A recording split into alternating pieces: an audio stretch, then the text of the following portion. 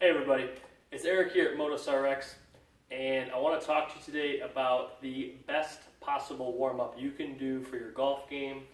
It's a beautiful day outside. I'm getting ready to go out and play some golf, and I figured I'd just run through what I like to do really quickly for you and give you some ideas besides just going and pounding balls at the range, only swinging one direction. Okay, so really for me, there's two main things that I like to do in my warm-up, and they both revolve around setting myself up in a good hip hinge posture and loading my hips, and or making sure that I'm going to be really good at maintaining my posture throughout my swing.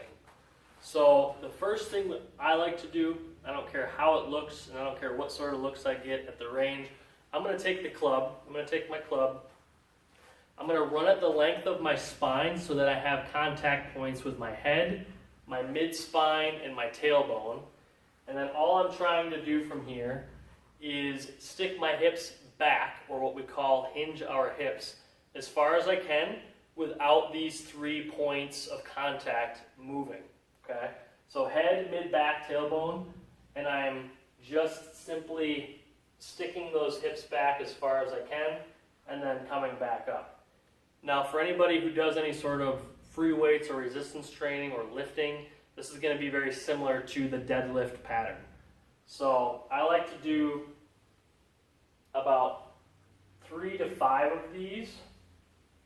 The weight should come back through my heels, and I should feel nice tension in the back of my legs and in my hips. Okay, so that's the first thing.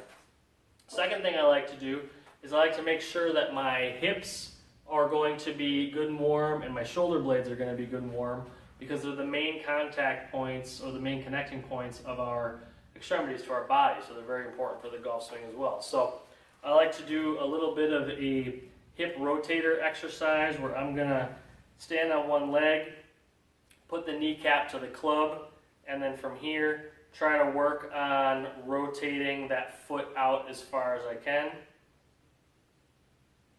Maybe get about 5 on each side here. And you can see that's a challenge. That internal rotation is really important for the golf swing both directions.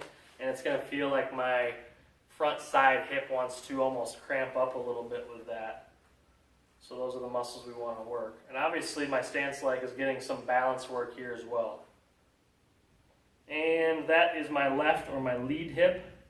And I do struggle a little bit more with internal rotation there, as you can tell. So really important to maybe even spend some extra time there, okay? Then the other thing I like to do, last thing, both for golf posture and for warming up the shoulder blades, I like to take the club. I like to imagine that I'm trying to pull the club apart or make it as long as possible. And then I'm just gonna get on one leg. I'm gonna balance with my toes in the back, but I'm gonna put all my weight onto one leg. I'm gonna pull this club apart as much as I can. And then in my golf posture, I'm just rotating towards the leg that I have down, okay? It's tough to talk and do this at the same time. You gotta breathe, but if you're doing it well, it should be work, okay? So 3 to 5 there, switch, all my weight now on my right leg. Try to rip that club apart like you're making it longer. Keep the shoulder blades engaged, and then rotate that way, okay?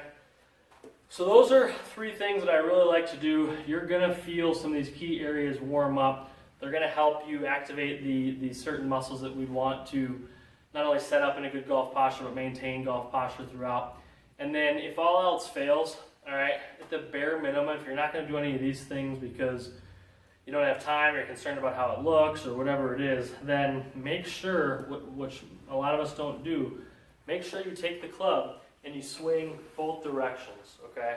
So, 3 times, basically good and hard, one direction, and then make sure you take the club and you go the opposite way, because what that's gonna do is it's gonna load up some of the areas that we might not otherwise with our dominant swing side. So there are some speed protocols that we use with people that we wanna swing both directions, because it's actually gonna activate some of those areas that we wouldn't normally otherwise if we just went to the range and hit ball after ball after ball with our dominant side, okay?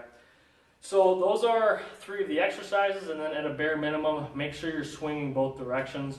You can get all sorts of variations with the swings where if I'm just going to swing, you can do a little bit of a step through pattern. You can swing from your knees. You can do all these different things, but at the bare minimum, make sure you're going to take the club and swing with some tenacity both directions, okay? So really, really quick, effective warm-up to help us get into a good golf posture and then maintain that golf posture as we swing. Pretty much the most important thing that I can come up with for a good golf warm-up, and you don't need to do 10 different exercises. You don't need to stretch your hamstrings or do any sort of passive stretching.